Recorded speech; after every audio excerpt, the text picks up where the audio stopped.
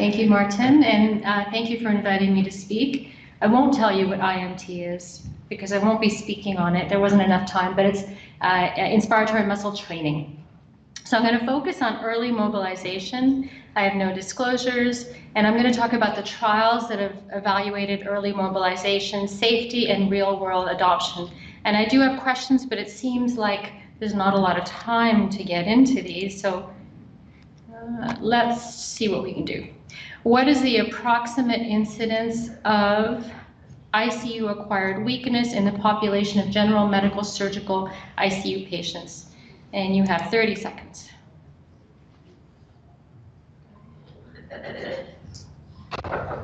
I hear beeps, that's good.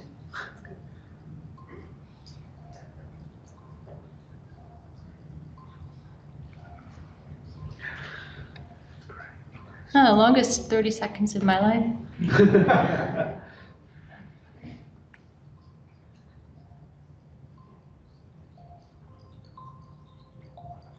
Louder, louder. Very good. Yes, it depends on which papers you read, of course. So this is about ICU-acquired weakness, and there are many contributors to ICU-acquired weakness, and of course there's morbidity and mortality associated with it, and one of the contributors might be bed rest, lack of mobilization. So the question is whether keeping patients awake, moving them early, and early mobilization is defined as within the first 1 to 2 days of mechanical ventilation, whether that can attenuate it. So 36-year-old young man with severe community-acquired pneumonia, ARDS, acute kidney injury. He's improved, he's weaning, PF ratio is over 250, and now he's finally more awake. His GCS is 13, but he's still obeying commands inconsistently. He has catheters in every orifice, doesn't have a PA catheter. What physiotherapy would you now order for this patient?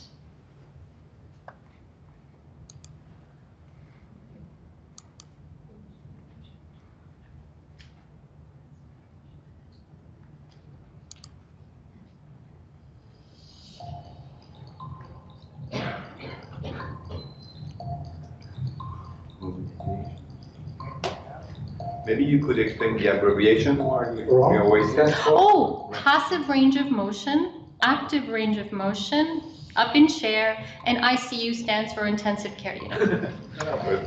And up is not an abbreviation. Up?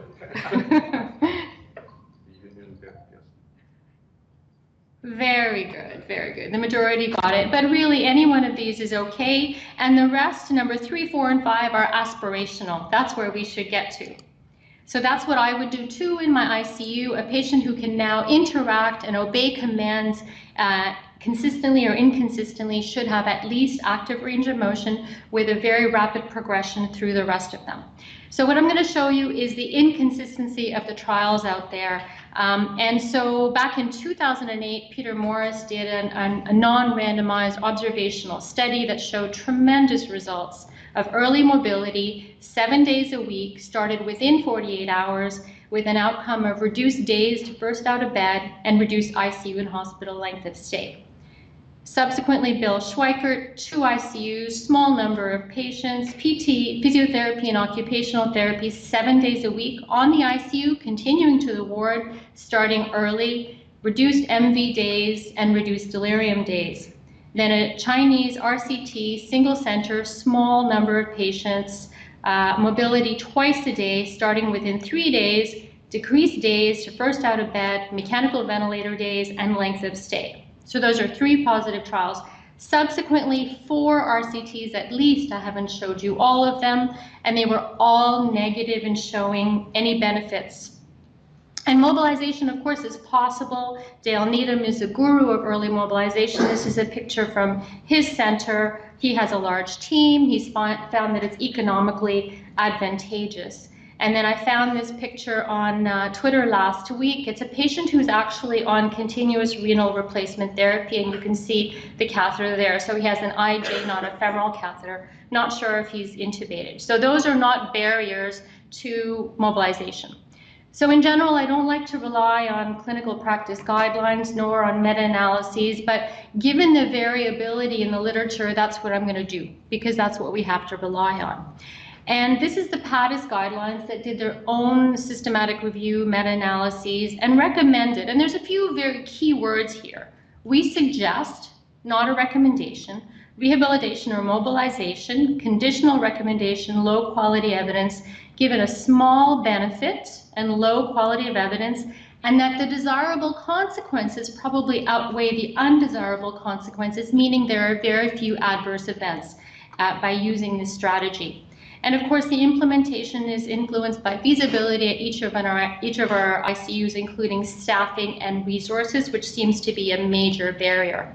And the reason the evidence is weak is because of what I showed you, those positive trials and negative trials. Hopefully I already kind of described the variability in start time, patient population, which varies from ARDS to surgical to medical to trauma, different countries.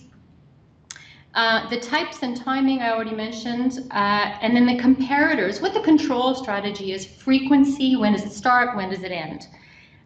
So all of this heterogeneity substantially affects the consistency of the evidence and therefore the suggest versus recommend.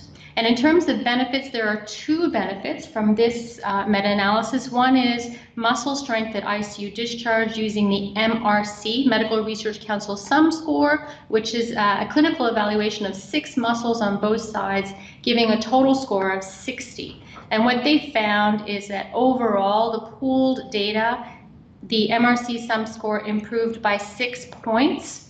But as you can see, that 6 is encompassed within the 95% confidence intervals. So possible positive benefit in terms of muscle strength at ICU discharge and duration of mechanical ventilation, pooling 11 RCTs, 1,100 patients, reduced overall by 1.3 days, which I think all of us would agree is clinically significant.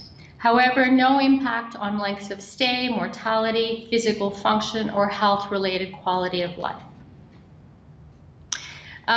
Tim Gerard also led a clinical practice guidelines on liberation from mechanical ventilation. And the reason I'm showing you this is that depending on meta-analysis, the different meta-analyses you look at, the trials included differ, and the results are somewhat different, but there does seem to be a consistent reduction in the duration of mechanical ventilation and patients more likely to walk at hospital discharge with low rates of serious adverse events.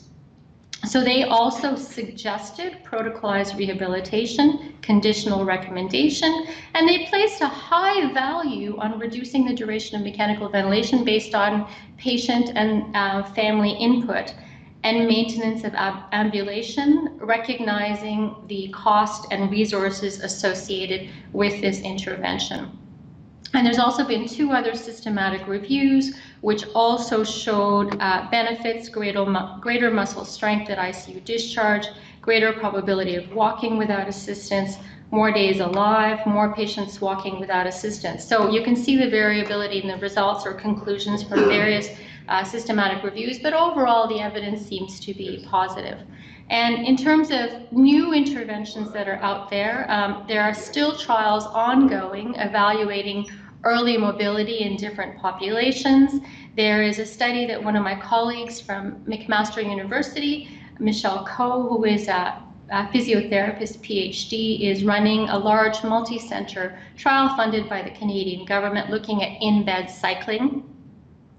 And there are ongoing studies looking at neuromuscular electrical stimulation, which is found to be beneficial in stroke patients, COPD, heart failure patients, in terms of building muscle strength and improving quality of life. So ongoing trials in ICU patients.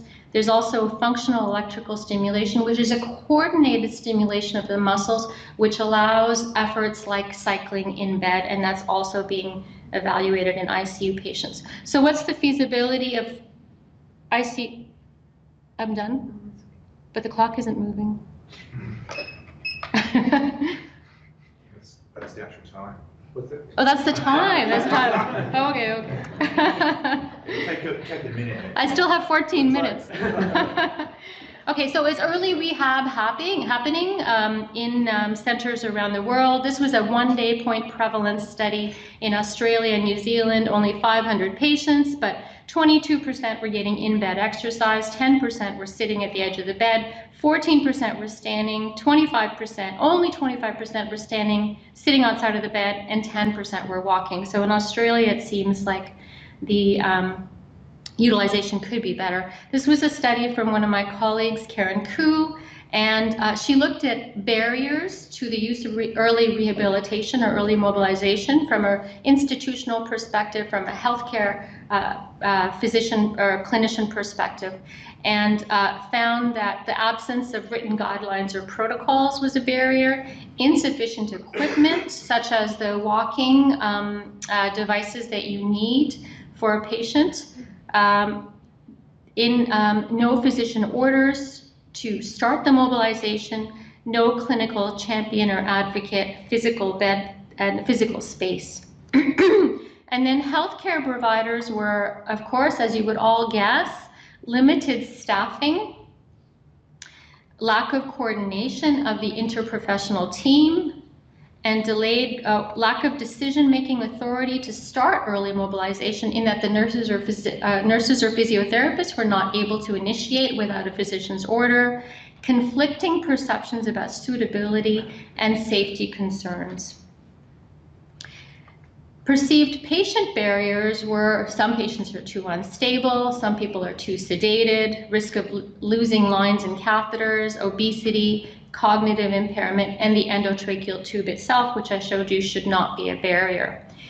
This was a large survey published by Rita Bakru from the US in 2016. And when she looked at dedicated physiotherapy staffing, it varied across these 4 countries, with UK having the highest staffing of ICUs and US having the lowest staffing. Only 34% of ICUs had a dedicated physiotherapist. And early mobilization practice, the prevalence varied a little bit, but what generally was between 40 and 50%. And many ICUs lacked a written protocol, which, as I showed you, was a barrier.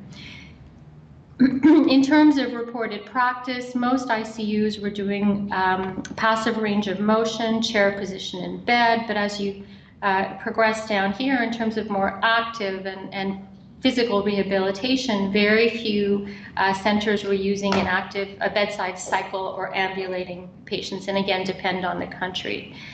Barriers were, as I showed you before, financial support is a big one, which none of us are really going to get. Equipment, nurse staffing. It's good to see that lack of buy-in and patient sedation were not issues that seemed to be significant barriers. A multivariate analysis found that as your nurse to patient ratio decreases, you are much less likely to be able to do early mobilization. Having a dedicated physiotherapy and multidisciplinary rounds where there's a discussion about this improves the likelihood.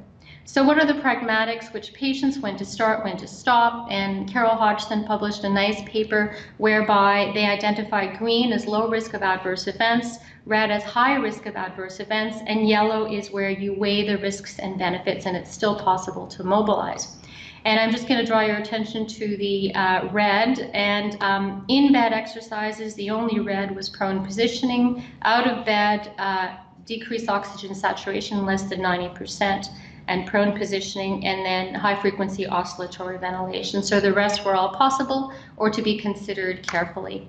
And I'll skip the cardiovascular risks. This is our protocol in my ICU, and it starts at level 1, whereby a patient is unconscious, and then it would be passive range of motion with progression. Level 2, conscious, drowsy, starts active range of motion, dangling at bedside, encouraging patient and family participation. Level 3, more awake, following simple commands, sitting in a chair position in the bed or out of the bed, and then patient at functional baseline, ambulating as possible. Safety and risk, again, the guidelines were unable to grade this but they said serious safety events or harms do not occur commonly. and therefore that shouldn't be a barrier. And indicators for initiation, they were unable to grade this as well.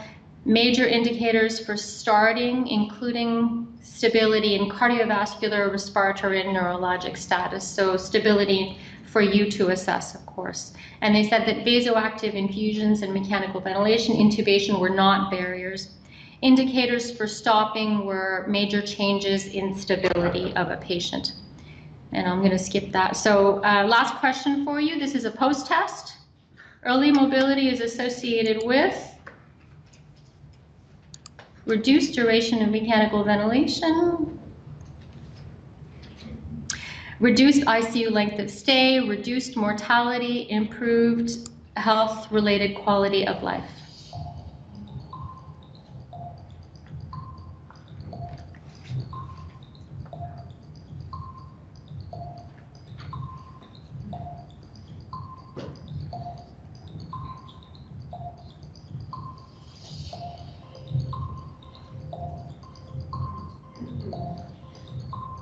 This will show me what percentage were listening.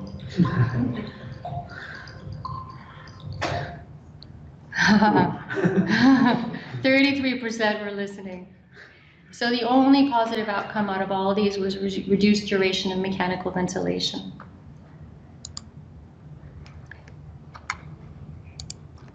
And so rehabilitation and mobilization is feasible, safe, acceptable to key stakeholders, including healthcare practitioners, patients and families, likely to be cost effective, probably valued by patients, but a lot more research is needed to make more strong conclusions regarding different patients, timing, the intervention, and the duration. And this is a shameless plug for a study that I'm doing through the European Society of Intensive Care Medicine, ERS, cover your ears.